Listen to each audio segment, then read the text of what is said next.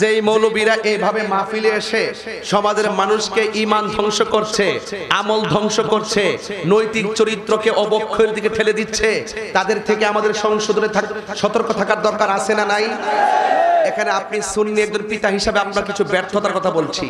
আপনার সন্তান লেখাপড়া করতে দিচ্ছেন, সেই সন্তানটা আপনার আকীদাটা লালন করে কিনা এটাকে আপনি খেয়াল করেছেন?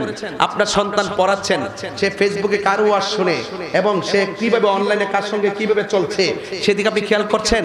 আপনার সন্তান বিদেশ যাওয়ার পরে সে কি হয়ে গেছে, আপনার আকীদা সে লালন করে কিনা? আমরা যেভাবে সুন্নি আকীদা লালন করি সেই আকীদা সে লালন করে কিনা এটাকে আপনি খবর নিয়েছেন? আপনি কিন্তু বাঁচতে পারবেন না। আপনাকে কিন্তু জবাব দিতে করতে হবে। প্রত্যেকটা মানুষ যার যার দায়িত্ব সম্পর্কে জিজ্ঞাসিত হবে।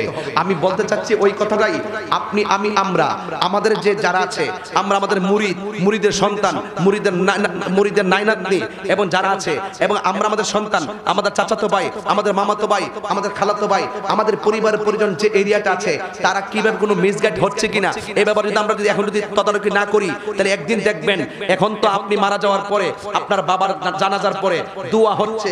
আমার কিন্তু একটা কাগজ একজনে দিয়ে রাখছে, এরপর কাগজটা আমি প্রথম পড়ি নাই, আমাকে বলে রাখছে জানাজার নামাজের ব্যাপারে কিছু বলার জন্য। আপনি যখন নামাজ পড়বেন দেখবেন যদি আপনার সন্তানটা বিপদে চলে যায়, এমন এক সময় আসবে সন্তান বলবে জানাজার নামাজের পরে দোয়া জায়েজ নাই। এভাবে বলতে পারে কি পারে না? আরে বলে কি বলে না?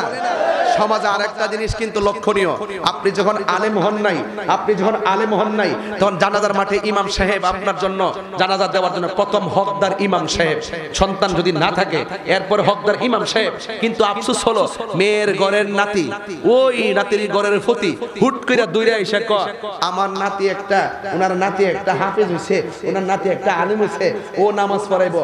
খবর লিয়া দেখলাম ও কিয়াম করে না, খবর লিয়া দেখলাম ও নবীরে নূর মানে না, খবর নিয়ে দেখলাম ও নবীরে গায়েব জানে মানে না, খবর নিয়ে দেখলাম নবী হাজার নাজার মানে না, খবর নিয়ে দেখলাম নবীর শাফাত মানে না, খবর নিয়ে দেখলাম সে বিভিন্ন ধরনের বদাকিদার লোকের সাথে সম্পৃক্ত।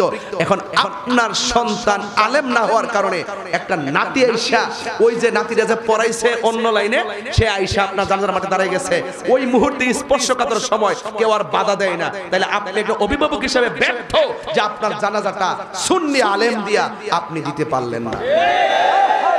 তাহলে আপনাকে সতর্ক থাকতে হবে কি হবে না? আরো হবে কি হবে না? আজকে সমাজের মধ্যে অনেক মানুষ বলে জানাজার নামাজের পরে দোয়া করা জায়েজ নাই।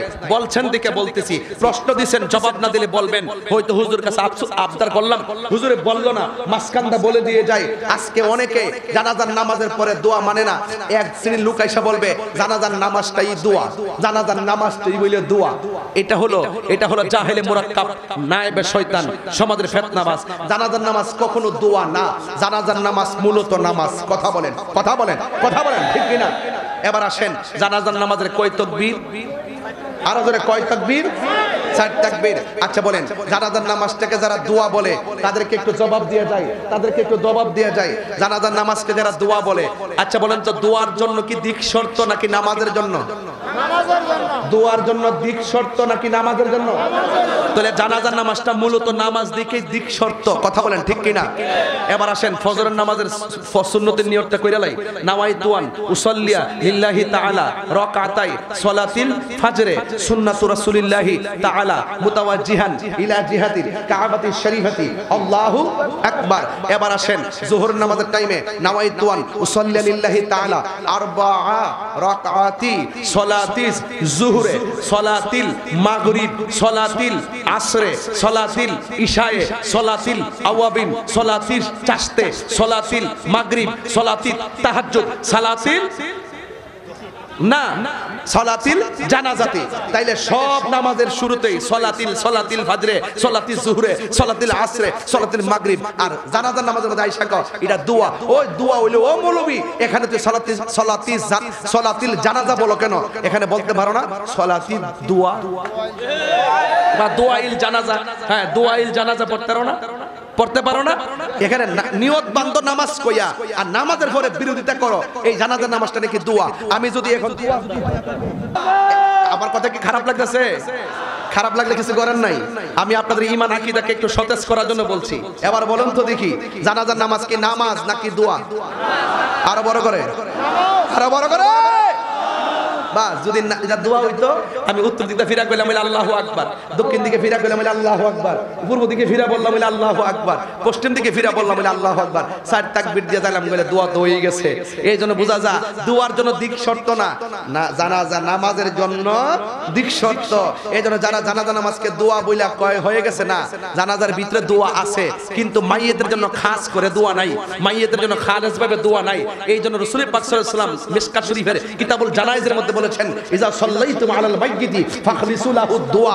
এরা তো শর্ত বোঝে না, জাযা বোঝে না, হরফ আতফের ব্যবহার বোঝে না।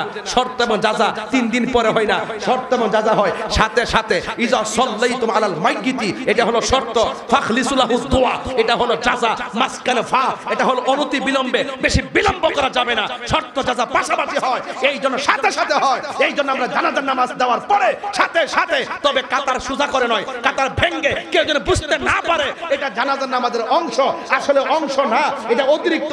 এই জন্য নামাজের কাতারগুলো ভাঙ্গা আমরা দাঁড়ায়া কিয়াম কইরা দুরূদ পড়া 2 হাত তুলে দোয়া কইরা তারে কবরস্থানে নিয়ে যাই। কথা বলেন ঠিক?